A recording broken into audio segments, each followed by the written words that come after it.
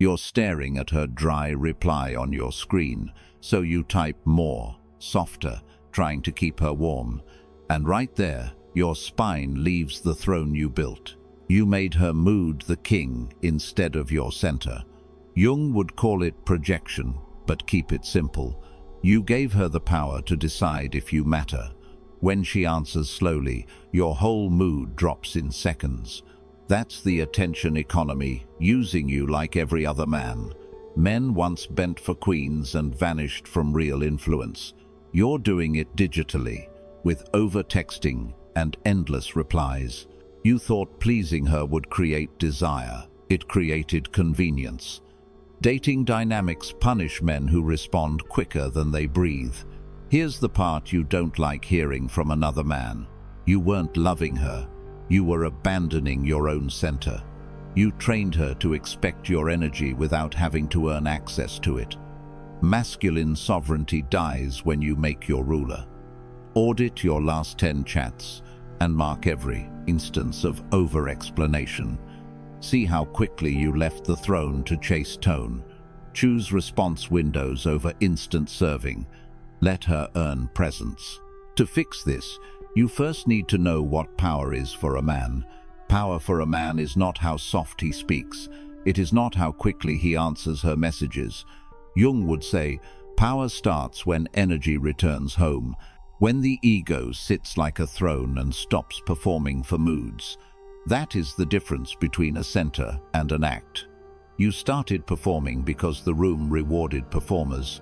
Social media taught you to dance for female validation. Everyone said, be agreeable, not be grounded. But a man is strongest when decisions rise from his own structure. You don't lack charm, you lack a center that refuses to move. Individuation is the return to the center, calm and chosen. You pull your attention back from her reactions and trends. You let your day, not her typing bubble, set direction. This is masculine sovereignty in an attention economy. Boundaries protect this because they tell energy where to stay. Think of men who were already busy with a mission. Women entered courts that existed before they arrived. Position, like chess, beats chasing pieces across the board. They didn't beg for presence. They hosted it. You became performative because you forgot you were supposed to be directional.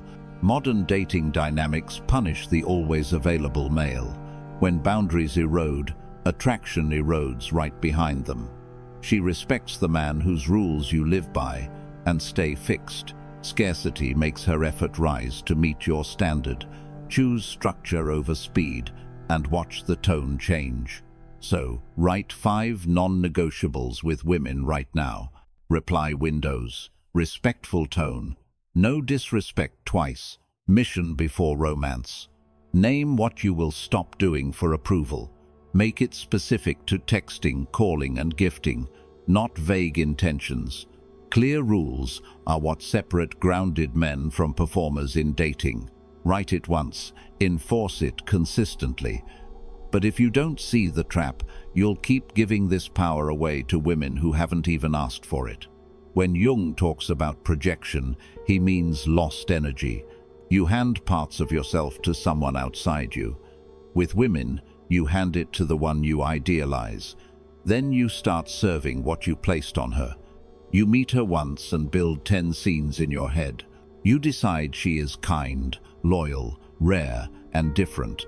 But none of that came from facts on the ground. It came from an inner feminine you never integrated.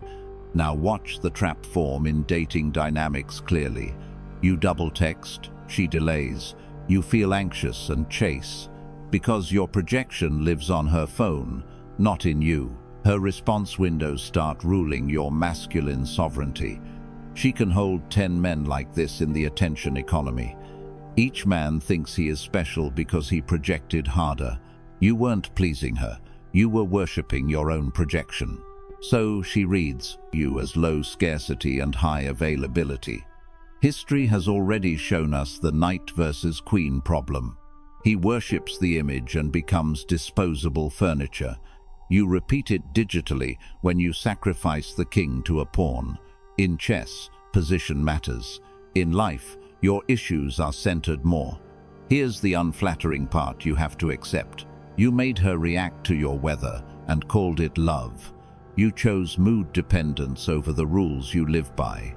That is why boundaries with her feel impossible to hold. Leverage disappears the moment your mood depends on her timing. She feels she can reschedule, downgrade, or postpone you. Social proof flips. She is the scarce one, you, the audience. Masculine power needs options, not obsession with one imagined woman. Keep your image stores inside, not scattered across women's profiles. That is how sovereignty survives in modern online dating dynamics. And once you've volunteered like this, you'll swear you're a victim, but you're not. You keep telling yourself she used you for attention. Jung would say another part of you wanted to be used.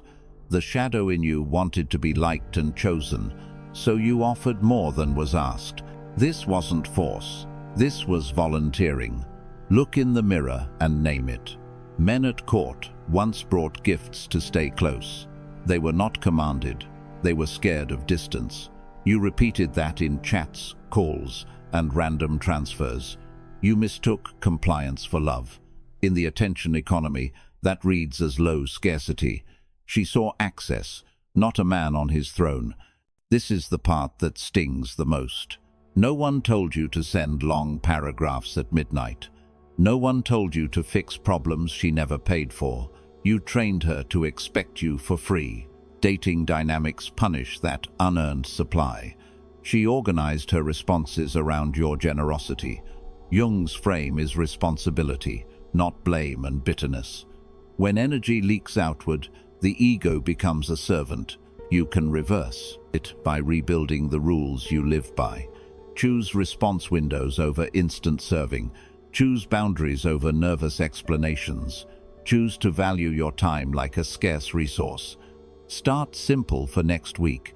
List 3 behaviors you give without her earning. It could be rides, constant updates, or emotional coaching. Stop one of them and watch the frame return. Masculine sovereignty grows when you stop throwing gifts. The throne stays occupied when you stop leaving it. You can say she took advantage, but that's half the scene. The other half is you enjoying being needed. You liked being the man always available on command. That pleasure hid the price you were paying. Own that, and the pattern becomes optional. Because here is the hard truth for men. Effort meant to pull her in can drain desire. Overgiving removes the chase she secretly enjoys. You were not forced. You chose softness over position. Here's the paradox, and we need to open it fully now. Desire is not bought with extra softness or replies. Jung would say, desire answers to a centered ego. When you fuse to her approval, heat drops. You become entertainment, not a man at the forge. Here is the paradox men keep missing with women. You tried to buy desire with effort. You flooded her DMs and stories with reassurance. She read abundance, not rarity, in your dating dynamics. Scarcity wins more than service. Briefly, think in Evo terms of selection pressure. She is wired to notice who can walk away. A man who overinvests signals low self-valuation. A man who keeps direction signals resources and discipline. She mirrors the value you place on yourself. Look at history, and the pattern is quite clear. Men who were desired were busy with campaigns or studying. Women entered that court after proving interest. Position, like chess, beats chasing pieces in circles.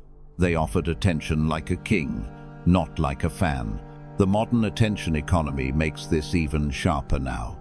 She can hold 10 versions of you at once. Over-pleasers look generic. Boundaries stand out immediately. You thought presence was power. She read distance as power. Response windows tell her, you lead your calendar. Jung's lens stays surgical and straightforward about this. When your psyche serves her mood, desire dies. When your psyche serves your mission, desire rises to reach it. That is masculine sovereignty inside relationships. Choose rules you live by over approval you chase. So make this micro shift the next 3 days. Introduce response windows that honor your actual schedule. Do not reply instantly unless it's respectful to you. Let her experience earn access and clear boundaries. You will see which connections were real. Some will slow down, test, or disappear altogether. That is data, not rejection, in dating dynamics. Keep scarcity even when she protests the new standard. Stay seated on the throne you claimed, calmly. But holding this frame costs you in social circles. People mock men who won't bend for female attention. Hold it anyway. It separates performers from centered men. When you stop performing for women, the room around you grows colder. Jung would say, individuation asks you to stand apart. Groups don't like men who stop supplying attention on command, so they label you distant, arrogant, unemotional to pull you back. This is the price of keeping your own center. Your friends will still spam the group chat about her. You will stay silent because you guard your time. In the attention economy, silence is a form of rebellion against cheap validation. You weren't boring. You were unavailable by design. That is masculine sovereignty, not a flaw. Silence makes your value visible because you're not competing for noise. People who need constant access will call that ego, not discipline. Let them talk. Women will sometimes test harder when you don't fold. She will delay, provoke, or go quiet to measure you. Dating dynamics reward the man who does not chase tests. You weren't rude. You were loyal to your center. Hold boundaries even when she calls it cold. History has already shown us men of study or craft. They worked nights while others gossiped for approval. Later, people called them grounded, even admirable, never desperate. You are repeating that pattern in a digital age. The throne stays lonely while it is being forged. The psyche that stands apart will consistently be named. Mockery is how the collective demands your energy back. Choose to forge over the crowd when the two collide. Choose rules you live by over the moods people project on you. That's how a man stays ordered. So take one evening and be intentionally alone. Work on your skills, on your mission, on your actual life. No chasing conversations, no checking if she posted. Let the loneliness burn like heat in the forge. Solitude is proof that you can power yourself. Keep that proof close, always. If you can accept this cost without resentment or drama, then every other stance in this series becomes livable, because you'll know approval was the bait, not the goal. If you accept that cost, you can build a path that keeps you sovereign. Jung's path here is simple. Give the ego rules to live by. When the self knows its boundaries, projection slows down. You relate to women from fullness, not from hunger. So this section is about stances, not feelings. First stance, mission before messaging every single week. Your calendar comes first. Her notifications come second. Men of craft and study always had a world already built. Women entered that world. They didn't become the world. You date from abundance when you have a mission day. Second stance, earned access, not automatic access. She reaches out to you to respond inside the response windows you chose. That's not playing games. That's masculine sovereignty in dating dynamics. Scarcity is what keeps your attention valuable in the attention economy. You're more attractive when contact with you is earned. Third stance, tone and respect are non-negotiable. If she mocks, belittles, or tests without warmth, you name it. You do not reward coldness with more effort from you. Clear boundaries around tone. Make your tone a fixed point. Choose to protect your energy instead of proving you're nice. Fourth stance, your environment should show you're occupied. Desk work, gym, study, spiritual practice. These are anchors. They make it harder for you to dislodge when she pulls. A man already moving in chess doesn't chase scattered pieces.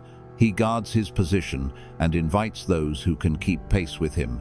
Remember, the rules you live by are not walls against women. They are frames that let desire stay alive longer. Without structure, attention bleeds out and attraction dies quietly. With structure, dating becomes selection, not begging. That is individuation applied to and your actual love life. It keeps you scarce. The micro-action for this week is straight. Pick one day and call it a no-chasing day. You respond, but you don't initiate or over-explain.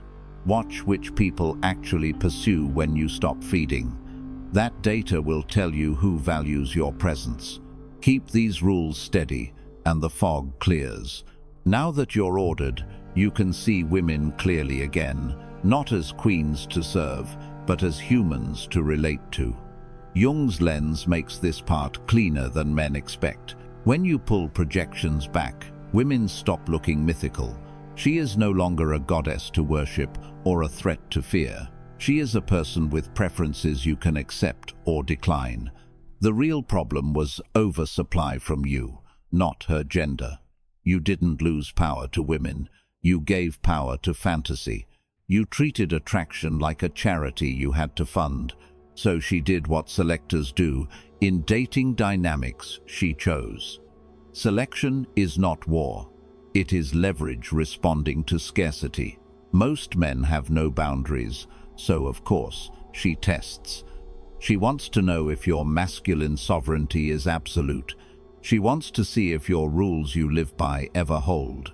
When you fold, she files you with every other easy man. Your structure actually calms that testing in an attention economy. History keeps repeating this with balanced men. They could admire beauty and still say no kindly. They could love a woman without handing her the throne. That is the forge image heat without melting your shape. You can admire her and still make her earn you. So try this micro-action in your following conversation. If she pushes a boundary, name it once and hold it. Stay calm, short, and equal in tone. Let your response windows and standards tell the story.